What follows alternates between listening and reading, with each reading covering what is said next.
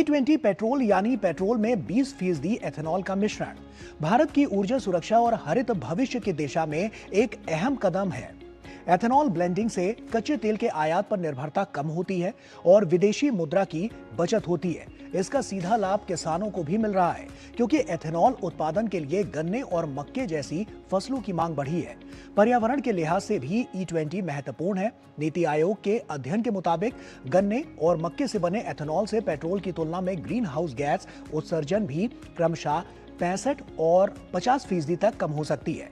यानी E20 ऊर्जा सुरक्षा, किसान हित और पर्यावरण संरक्षण तीनों को साथ लेकर चलने वाला कदम है। आपकी गाड़ी में डलने वाला पेट्रोल अब पहले जैसा नहीं रहा। क्या सच में उसमें मिलाया जा रहा इथेनॉल आपकी कार का इंजन खराब कर देगा? क्या माइलेज कम हो जाएगी? और क्या सरकार देश पर एक ऐसा एक्सपेरिमेंट कर रही है जिसका नुकसान आम लोगों को उठाना पड़ेगा? पिछले कुछ समय से सोशल मीडिया पर ऐसे दावे देखे गए जिन्हें तथ्यों के परिप्रेक्ष्य में रखकर देखना आवश्यक है, और आज का हमारा ये वीडियो इसी बारे में है। आज हम तथ्यों, इतिहास और इस इंडस्ट्री से जुड़े लोगों की बातों के आधार पर समझने की कोशिश करेंगे कि आखिर इथेनॉल को लेकर इतना विवाद क्यों है और क्यों भारत एक बार फिर एक बड़े बदलाव के दौर से गुजर रहा है। दोस्तों, अब सोशल मीडिया पर इस समय बहुत कुछ है। सरकार के अपने दावे हैं, इन्फ्लुएंसर्स के अपने दावे हैं, और फिर बचते हैं उपभोक्ता, आपके और मेरे जैसे लोग जो नहीं चाहते कि हमारा कुछ नुकसान हो। हम इस भावना से अवगत हैं, इसीलिए शुरुआत हम करेंगे कि इंडस्ट्री वाले भला क्या कह रहे हैं। इथेनॉल कंट्रोवर्सी पर विक्रम गुलाटी का एक स्टेटमेंट आया है जिसे सबको पढ़ना और समझना चाहिए। विक्रम गुलाटी टोयोटा किर्लोस्कर मोटर के कंट्री हेड और एग्जीक्यूटिव वाइस प्रेसिडेंट है। उनके मुताबिक देश में 2023 के बाद बेची गई हर गाड़ी E20 कंप्लायंट है। 2023 से पहले की गाड़ियां भी E20 पर बिना किसी समस्या के चल सकती थी। जैसा मैंने पहले भी कहा, स्टडीज़ में हल्की गिरावट माइलेज में दिखी है, करीब 4 से 5%। इसका कारण ये है कि इथेनॉल में एनर्जी कंटेंट कम होता है, इसलिए E20 के साथ माइलेज में लगभग 4 से 5% की कमी आ जाती है। दरअसल परफॉर्मेंस में सुधार होता है क्योंकि गाड़ी की एक्सेलरेशन बेहतर हो जाती है। इथेनॉल का ऑक्टेन नंबर काफ़ी ज़्यादा होता है। आपको शायद हैरानी हो, लेकिन प्योर इथेनॉल का इस्तेमाल फॉर्मूला 1 रेसिंग में भी किया जाता है, इसलिए ये नहीं कहा जा सकता कि परफॉर्मेंस खराब होती है। ये था विक्रम गुलाटी का स्टेटमेंट। अब फिर इसके बाद है अश्विनी कुमार, जो है senior executive vice president of Reliance industries limited. इनके अनुसार इथेनॉल एक ईंधन के रूप में पूरी तरह से गैसोलीन या पेट्रोल की जगह ले सकता है। ब्राज़ील जैसे देशों ने 1970 के दशक में ये कार्य किया था, जहां उन्होंने गन्ने की प्रचुरता के कारण इस दिशा में कदम बढ़ाया। मैं इसका स्वागत करता हूं क्योंकि इससे हमें स्वदेशी और स्थानीय ऊर्जा मिलती है, जिससे बाहर से लिक्विड फ्यूल पर हमारी निर्भरता कम होती है। आत्मनिर्भरता के लिए हम जो भी कर सकते हैं वह अच्छी बात है। पीके बनर्जी, जो SIAM के एग्जीक्यूटिव डायरेक्टर हैं, उन्होंने अगस्त 2025 में एक प्रेस कॉन्फ्रेंस में E20 इथेनॉल ब्लेंडेड पेट्रोल पर विस्तार से बातचीत की थी। E20 फ्यूल से वाहनों की माइलेज में 2 से 4% की गिरावट आ सकती है, लेकिन ये पूरी तरह सुरक्षित है। पुरानी गाड़ियों में भी इसका इस्तेमाल करने से कोई सुरक्षा संबंधी खतरा नहीं है। देश में पहले से ही लाखों वाहन E20 पर चल रहे हैं और अब तक किसी भी वाहन में ब्रेकडाउन या इंजन फेलियर की कोई बड़ी रिपोर्ट नहीं आई है। फिर इसके बाद नलिनी कंत गोलागुंटा, जो महिंद्रा एंड महिंद्रा के ऑटोमोटिव डिवीजन के CEO हैं, उन्होंने भी पिछले साल कहा था कि E20 फ्यूल इस्तेमाल करने के लिए पूरी तरह सुरक्षित है। हमारी सभी गाड़ियों के इंजन मौजूदा गैसोलीन स्टैंडर्ड्स के अनुसार पूरी तरह कंप्लायंट हैं और इन्हें E20 के साथ सुरक्षित रूप से चलाया जा सकता है। हालांकि कुछ वाहनों में माइलेज और एक्सेलरेशन में थोड़ी कमी आ सकती है। पुरानी गाड़ियों के मामले में कुछ माइनर एडजस्टमेंट्स की ज़रूरत पड़ सकती है, लेकिन ये एडजस्टमेंट्स बहुत छोटे स्तर के हैं और नियमित सर्विसिंग के दौरान आसानी से किए जा सकते हैं।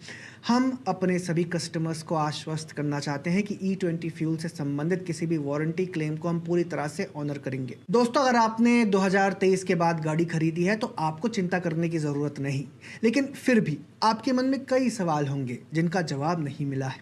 इसके लिए आप ट्विटर यूज़र परिमल का ये पोस्ट देखिए, जिसमें इन्होंने इथेनॉल मामले पर एक FAQ डाला है। हम भी आज इन सवालों को दोहराएंगे और आपको जवाब भी देंगे। तो चलिए शुरू करते हैं। क्या मेरी मौजूदा कार या बाइक में E20 पेट्रोल चल सकता है?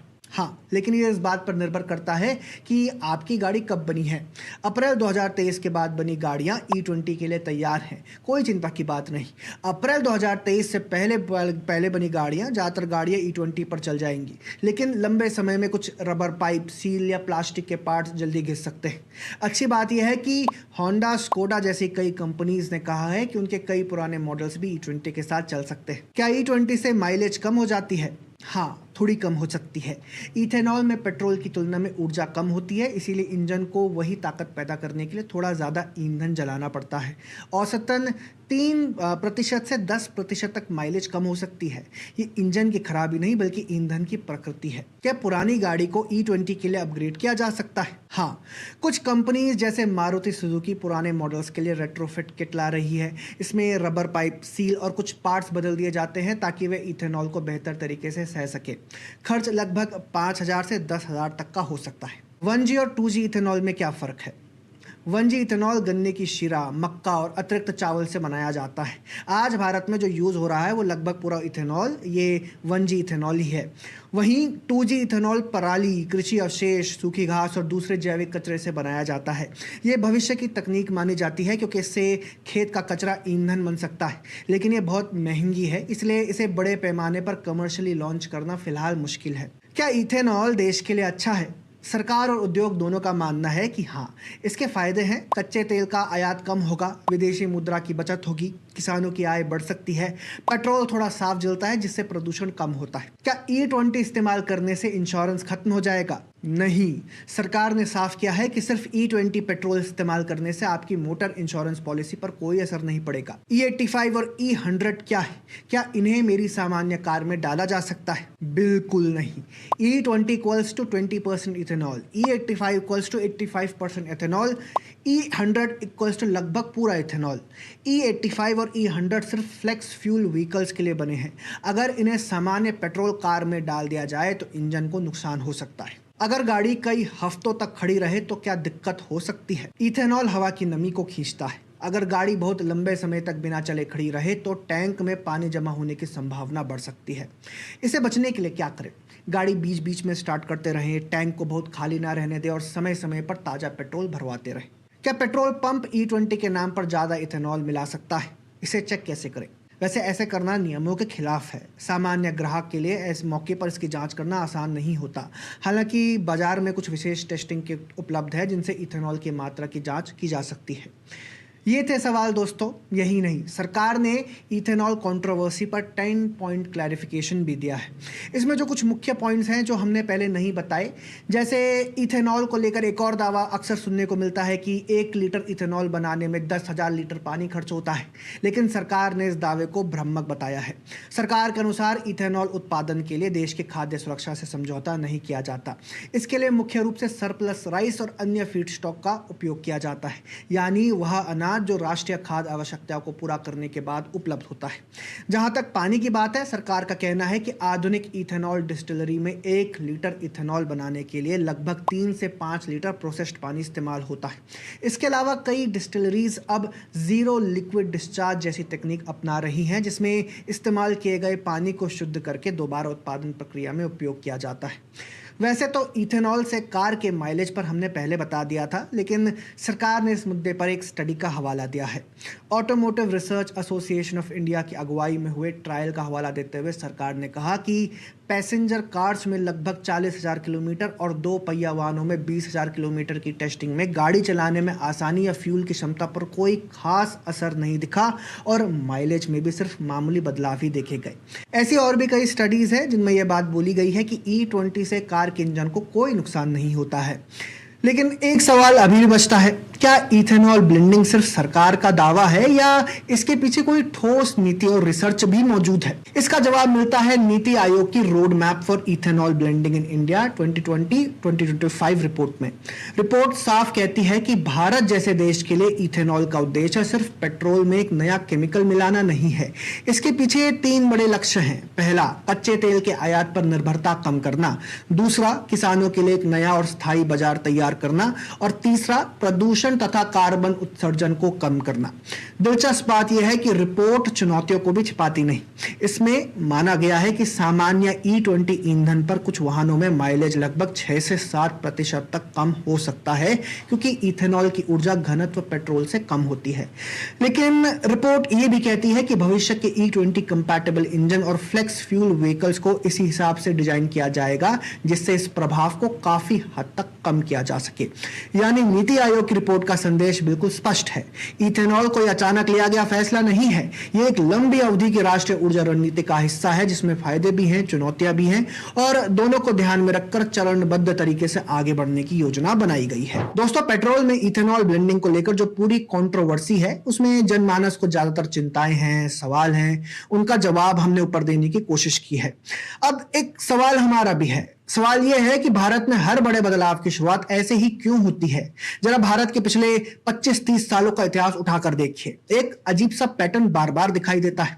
साल 2001-2 में सुप्रीम कोर्ट ने दिल्ली में प्रदूषण कम करने के लिए सार्वजनिक परिवहन को डीजल से सीएनजी पर लाने का आदेश दिया था। बस ऑपरेटर्स ने तब कहा था कि सीएनजी मिलेगी कहां, लागत बहुत बढ़ जाएगी। सरकार और परिवहन कंपनी के बीच टकराव हुआ, प्रदर्शन हुए, कोर्ट को रोज सख्ती करनी पड़ी, यहां तक कि प्रति बस जुर्माने भी लगाए गए। करीब 1 या 2 वर्ष बाद तक पूरा मामला अव्यवस्था और तनाव से लगातार भरा रहा। लेकिन आज वही सीएनजी दिल्ली ही नहीं, देश के कई शहरों की सामान्य ईंधन व्यवस्था का हिस्सा है। उस फैसले को प्रदूषण नियंत्रण की बड़ी सफलताओं में गिना जाता है। फिर आया अनलेडेड पेट्रोल का दौर। उस समय भी कहा गया कि अगर पेट्रोल से लेड हटा दिया गया तो इंजन खराब हो जाएंगे, गाड़ियों की परफॉर्मेंस गिर जाएगी और पुरानी गाड़ियां नहीं चल पाएंगी। लेड एडिटिव्स से जुड़ा उद्योग भी बदलाव के खिलाफ था। लेकिन धीरे धीरे लेड वाला पेट्रोल पूरी तरह खत्म हो गया। हवा में लेड का स्तर घटा, लोगों के स्वास्थ्य पर सकारात्मक असर पड़ा, और यही बदलाव आगे चलकर BS3, BS4 और BS6 जैसे आधुनिक उत्सर्जन मानकों की नींव बना। आज शायद जिन को यह भी नहीं याद होगा कि कभी लेड वाला पेट्रोल भी हुआ करता था। स्वच्छ भारत अभियान में भी शुरुआत आसान नहीं थी। कई ग्रामीण इलाकों में शौचालय बनाने और उनका उपयोग करने को लेकर सामाजिक और व्यवहारगत प्रतिरोध था। लेकिन लगातार जागरूकता अभियान, निर्माण और स्थानीय भागीदारी के बाद करोड़ों शौचालय बने और खुले में शौच की समस्या में उल्लेखनीय कमी आई। इन सभी उदाहरणों से यही समझ आता है कि बड़े बदलाव अक्सर एक जैसे दौर से गुजरते हैं। पहले आशंका, फिर विरोध, फिर सुधार और अंततः स्वीकार्यता। यही वजह है कि इथेनॉल की बहस को भी सिर्फ वायरल दावों या डर के आधार पर नहीं, बल्कि तथ्यों, तकनीक, उद्योग के अनुभव और दीर्घकालिक प्रभावों के आधार पर समझने की जरूरत है। इथेनॉल की कहानी का एक राजनीतिक पहलू भी है जिस पर कम चर्चा होती है। अक्सर ये मान लिया जाता है कि इथेनॉल ब्लेंडिंग प्रोग्राम हाल के वर्षों की शुरुआत है, जबकि तथ्य यह है कि इसकी नींव इससे पहले रखी जा चुकी थी। यूपीए सरकार के दौरान 2008 तक देश भर में E10 पेट्रोल लागू करने का लक्ष्य रखा गया था। बाद में E20 ब्लेंडिंग का रोड मैप भी घोषित किया गया, जिसका लक्ष्य 2017 के आसपास तय किया गया था। उस दौर में इथेनॉल की उपलब्धता बढ़ाने के लिए सार्वजनिक क्षेत्र की कंपनीज ने विदेशों, खास विशेषकर ब्राजील के अनुभवों को भी अध्ययन किया। लेकिन पर्याप्त उत्पादन, आपूर्ति और नीतिगत चुनौतियों के कारण ये लक्ष्य समय पर पूरे नहीं हो सके। बाद के वर्षों में इसी कार्यक्रम को आगे बढ़ाया गया। ये उदाहरण बताता है कि भारत जैसी बड़ी इकोनॉमी में कई नीतियां एक सरकार से शुरू होकर दूसरी सरकार के दौरान आगे बढ़ती हैं। एक कंटिन्यूएंस रहती है, भले ही दूसरी पार्टी की सरकार बन जाए। 2010 में यूपीए को यह समझ थी कि इथेनॉल देश के लिए जरूरी है, लेकिन आज जब वही कांग्रेस विपक्ष में बैठी है तो वो अपने ही पुराने फैसलों को स्वीकार करने को तैयार नहीं है। आज उनके लिए ये कदम जनविरोधी है।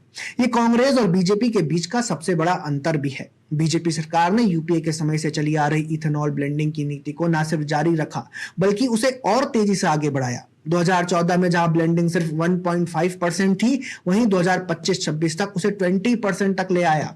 ये कोई नई नीति नहीं थी, ये कंटिन्यूएशन थी। जब जीएसटी लागू हुआ था तब भी कांग्रेस ने विरोध किया था, जबकि यूपीए के समय में जीएसटी बिल लाया गया था। जब आधार लाया गया था तब भी कांग्रेस ने इसे सर्विलांस बताया था, जबकि यूपीए ने ही आधार की नींव रखी थी। लेकिन बीजेपी ने कभी भी अपनी पुरानी नीतियों से मुंह नहीं मोड़ा, ना जीएसटी को छोड़ा, ना आधार को, और ना ही इथेनॉल ब्लेंडिंग को, क्योंकि देश की ऊर्जा सुरक्षा, किसानों की आय और आत्मनिर्भरता का मुद्दा है। आखिर में एक बात समझना बहुत जरूरी है, भारत 140 करोड़ लोगों का देश है। यहाँ कोई भी बड़ी नीति रातों रात लागू नहीं होती और ना ही रातों रात वापस ली जा सकती है। ऐसी नीतियां वर्षों की तैयारी, मंत्रालयों, विशेषज्ञों, उद्योग, राज्यों और दूसरे स्टेक होल्डर्स के साथ लंबी चर्चाओं के बाद बनती है। और जब एक बार उनका रोड मैप तय हो जाता है तो उसे बदलने या पूरी तरह पलटने में वर्षों लग जाते हैं। इथेनॉल ब्लेंडिंग प्रोग्राम भी ऐसा ही एक फैसला है। इसकी शुरुआत आज नहीं हुई, इस पर अलग अलग सरकारों के दौरान वर्षों तक कार्य हुआ। उत्पादन क्षमता बढ़ाई गई, डिस्टिलरीज बनाई गई, ऑटोमोबाइल कंपनीज को तैयार किया गया और फिर धीरे धीरे E20 की तरफ देश बढ़ा। हाँ, शुरुआती दौर में कुछ चुनौतियां आती हैं, लेकिन अगर इस नीति का बड़ा उद्देश्य देखें तो तस्वीर अलग दिखाई देती है। भारत अपनी जरूरत का लगभग 85% कच्चा तेल विदेशों से खरीदता है। हर साल इसके लिए लाखों करोड़ रुपए की विदेशी मुद्रा देश से बाहर जाती है। अगर पेट्रोल में इथेनॉल की हिस्सेदारी बढ़ती है तो आयातित तेल पर निर्भरता धीरे धीरे कम होगी।